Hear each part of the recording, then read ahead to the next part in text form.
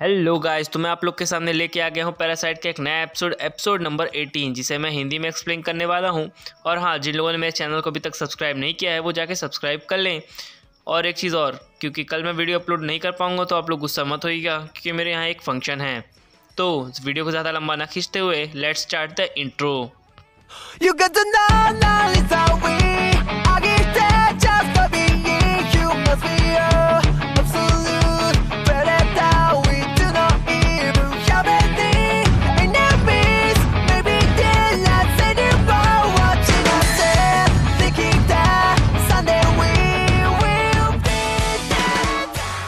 तो इस एपिसोड के पहले सीन में हमें शिनिची और मिगी को दिखाया जाता है, जो कि तमाराओ के सामने खड़े होते हैं और पूछते हैं क्या ये तुम्हारा बेबी है।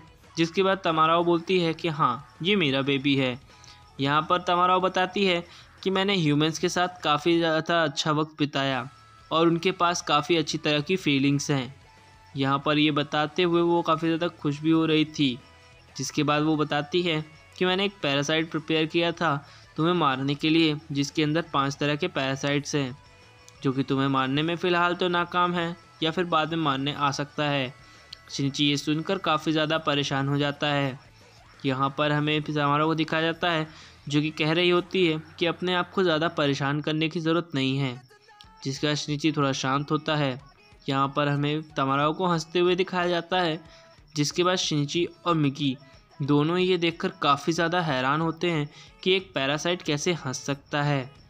यहाँ पर काफ़ी सारे ऑफिसर्स आ जाते हैं और यहाँ पे बिग ऑफिसर आके कहता है क्या तुम ही मिस तमाराओ हो, क्योंकि उसने बेबी के क्लॉथ पर वो जो खून लगा था वो देखकर समझ जाता है कि हो ना हो ये डिटेक्टिव का ही खून है और यही मिस तमाराओ है।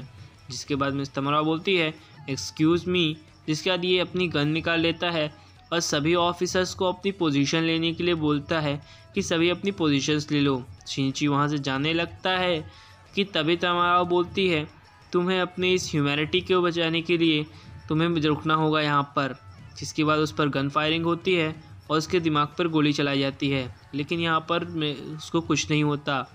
जिसके बाद वो कहती है कि ये बच्चा एक ह्यूमन है, इस पर गोली मत चलाओ वरना ये मर जाएगा। यहाँ पर कोई भी ऑफिसर उसकी बात नहीं सुनते और गोलियाँ चलाना चालू कर देते हैं। जिसके बाद वो उसे प्रोटेक्ट करते हुए आगे बढ़ती है, लेकिन उसे काफ़ी सारी गोलियाँ लग जाती हैं। तो वो शिनिची के पास आती है और शिनिची को अपना बच्चा देती है और कहती है कि मैंने इस बच्चे के लिए वैसे तो कुछ नहीं की है शिनिची, लेकिन मुझे उम्मीद है तुम इसे ज़रूर अच्छे से पालोगे। जिसके बाद ये कहकर वहाँ पे वो मर जाती है। सभी लोग ये देखकर हैरान होते हैं, इवन ऑफिसर भी हैरान होता है कि वो वहाँ पे डेड हो गई। शिनिची के पैरासाइट बोलता है, यानी कि मिगी बोलता है कि इम्पॉसिबल, वो चाहती तो एक झटके में ही इन सभी ऑफिसर्स को ख़त्म कर सकती थी, लेकिन उसने ऐसा नहीं किया। तभी वहाँ पे मोनरो भी आ जाती है और शिनिची को देखती है। यहाँ पर शिनिची खड़ा होता है और उस बच्चे को लिया होता है और उसकी माँ की तरफ देखता है और कहता है ऑफ कोर्स तुम्हारी माँ मर चुकी है। जिसके बाद वो बच्चा काफ़ी ज़्यादा रो रहा होता है। तभी शिनिची को अपनी मॉम और अपना बचपन याद आता है कि कैसे उसकी मॉम ने कई बार उसकी जान बचाई। एक बार गर्म तेल उसके ऊपर गिरने वाला था तो उसकी मॉम ने उसे बचाया था। जिसके बाद वहाँ पे मोनरो आ जाती है और वो कहती है शिनिची। जिसके बाद शिनिची पीछे मुड़ता है और वो रो रहा होता है। यहाँ पर शिनिची को रोते हुए देखकर वो समझ जाती है कि कुछ तो गड़बड़ हुआ है। यहाँ पर सभी जो वहाँ पे लोग होते हैं उन सभी से पूछताछ चालू होती है, इवन मोनरो से भी चालू हो जाती है वहाँ पे पूछताछ। यहाँ पे शिनिची को दिखाया जाता है, जो कि वहाँ से उस ऑफिसर उसके ले जा रहे होते हैं। लेकिन मोनरो ये देखकर काफ़ी ज़्यादा खुश थी कि शिनिची वापस आ चुका है। वो स्कूल के लिए जा रही थी कि तभी उसकी फ्रेंड्स पीछे से बुलाती हैं और शिनिची के बारे में पूछने लगती हैं। यहाँ पर बोलती हैं वो दोनों की क्या शिनिची भी पैरासाइट्स है, लेकिन ये सुनकर वो कुछ नहीं बोलती। बस वो उसके दिमाग में ये होता है कि शिनिची वापस आ चुका है। यहाँ पर वो बहुत ज़्यादा खुश हो रही होती है कि तभी ये सीन यहाँ पर से कट हो जाता है और अगले ही सीन में हमें दिखाया जाता है शिनिची और डॉक्टर्स को, जो कि उसे एक कमरे के अंदर ले जाते हैं। जब शिनिची कमरे के अंदर जाता है तो वो अपने डैड को देखता है और काफ़ी ज़्यादा खुश हो जाता है। जिसके बाद हमें डॉक्टर्स की थोड़ी कन्वर्सेशन दिखाई दी जाती है, जो कि पैरासाइट्स के बारे में ही बात कर रहे होते हैं। वो सीन वहाँ पे कट होता है और हमें एक क्रिमिनल को दिखाया जाता है जिसे ये लोग ले जा रहे होते हैं। यहाँ पर वो क्रिमिनल को भी कहते हैं कि तुम भी इन पैरासाइट से कम नहीं, क्योंकि तुमने एक बार में ही 10 लोगों को बड़ी बेरहमी से मार दिया था। उसके बाद वो कहता है अगर मैं तुम लोग को मार के यहाँ से भाग जाऊँ, और काफ़ी ज़्यादा हंसने लगता है इस बात पर। जिसके बाद उसे अंदर एक कमरे में ले जाया जाता है और उसे एक हेडफोन दिया जाता है। यहाँ पर हमें शिनची को दिखाया जाता है जो कि अपने डैड के साथ बैठ के लंच कर रहा होता है। तभी डॉक्टर उसे आता है और बुलाता है। तभी शिनची उसके साथ जाने लगता है। डॉक्टर कहता है तुम्हें टेंशन लेने की ज़रूरत नहीं है। तभी शिनची बहुत ही ज़्यादा राहत की सांस लेता है। और तभी हमें उस कमरे को दिखाया जाता है जो कि उस कमरे के अंदर उसे बैठाया जाता है और वो अपने नाक में उंगली करने लगता है। यहाँ पर हमें ऑफिसर्स को दिखाया जाता है जो कि उसके हेडफोन में बता रहे होते हैं कि तुम्हें सिर्फ सामने जो बैठा है बंदा उसे देख के बताना है कि वो पैरासाइट है कि नहीं। वो पैरासाइट्स का नाम सुनते ही ज़्यादा बौखला जाता है और कहता है कि तुमने मुझे उन मॉन्स्टर के साथ रखने की हिम्मत कैसे की।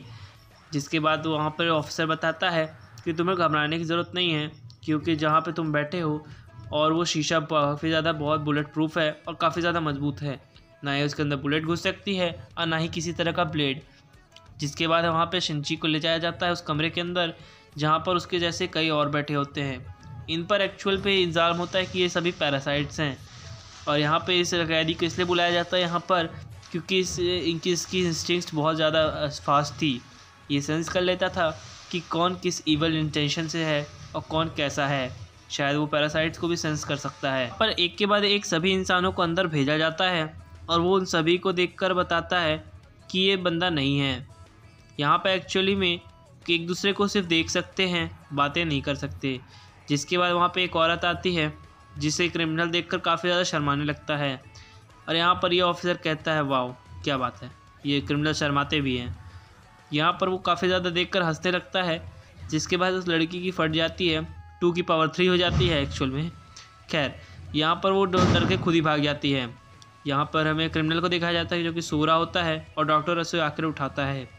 शिनची को जब बुलाया जाता है तो शिनची रूम के अंदर जाता है और उसे ऑफिसर बता रहा होता है कि तुम सिर्फ फेस देख सकते हो एक दूसरे का, लेकिन बातें नहीं कर सकते हो।